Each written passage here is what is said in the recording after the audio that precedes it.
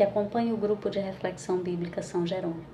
Hoje, 27 de janeiro, celebramos a sexta-feira da terceira semana do Tempo Comum. Para a liturgia de hoje, a Igreja nos propõe o Evangelho de Marcos, capítulo 4, versículos 26 a 34. Nesse trecho do Evangelho, nós temos duas parábolas que têm como tema o reino de Deus. Para compreendermos bem esse trecho do Evangelho, nós precisamos considerar a questão do gênero desse texto, ou seja, a parábola. A parábola ela é usada sobretudo quando nós precisamos falar de algo desconhecido, que não é fácil de ser definido e precisa ser conhecido. Então, para fazer isso, o que é que se faz? Compara-se com um elemento conhecido. Então, o evangelista, para fazer isso, para falar do reino, ele vai tomar como exemplo, ou seja, como o modelo conhecido, para fazer a comparação, a semente de mostarda e a dinâmica de semeadura. E é o que nós temos nas duas parábolas que são aí complementares. Por isso mesmo, a liturgia toma as duas parábolas juntas. Então, o elemento desconhecido, o reino. O reino de Deus vai se tornar conhecido por essa comparação com a semente. Então, essa é a primeira questão, é mais de ordem metodológica. A segunda tem a ver com o sentido. E por que isso é importante? Porque se tornou comum falar da construção do reino, que nós devemos construir o reino. Ora, segundo essas leituras, o reino não é algo que possa ser construído, porque ele tem, na primeira parábola, nós temos, ele tem um dinamismo próprio. É isso que o texto nos diz, quando diz que o reino de Deus é como uma semente que é lançada na terra, e ela cresce, ela germina e cresce sem que aquele que lançou tenha qualquer interferência, sem que ele saiba como isso acontece. Ou seja, o reino de Deus tem um dinamismo que é próprio e que independe da nossa ação. A segunda parábola, a do grão de mostarda, ela vai nos chamar a atenção para uma característica do reino.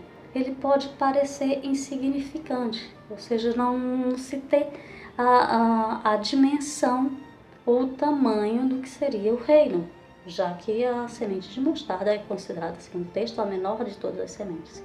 Pois bem, essa mesma semente que é pequena, depois ela vai se tornar, depois de germinada e crescida, vai se tornar uma árvore, que não é bem árvore, uma hortaliça tão grande que os pássaros vão poder se abrigar.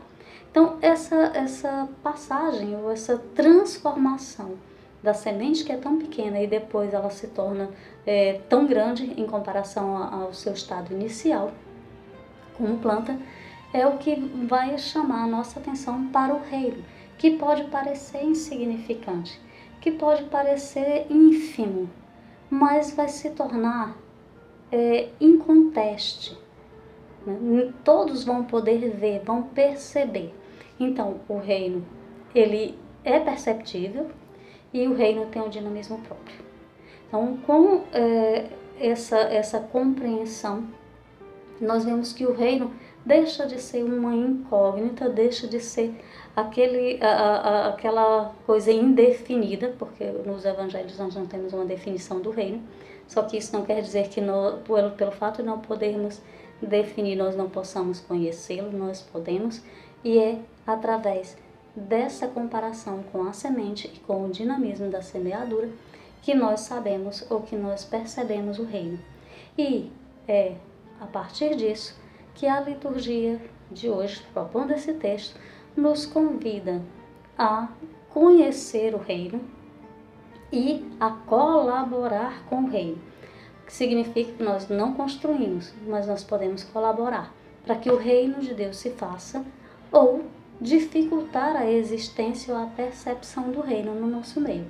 Cada vez que nós fazemos atos de justiça ou vemos a justiça acontecer, nós vemos o reino de Deus presente, nós percebemos o reino de Deus.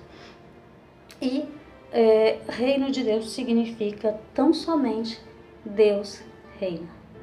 Então, que nós, com essa liturgia de hoje, com essa reflexão, nós possamos ser colaboradores do reino. Não dificultar o reino, mas sermos colaboradores do reino. Porque, como diz São Paulo, posteriormente, os evangelhos não definem, mas São Paulo define, o reino de Deus não é comida nem bebida, mas é justiça e paz e alegria no Espírito Santo. Então, nós podemos viver na alegria do Espírito Santo cada vez que colaboramos com o reino, quando fazemos justiça, quando lutamos por justiça.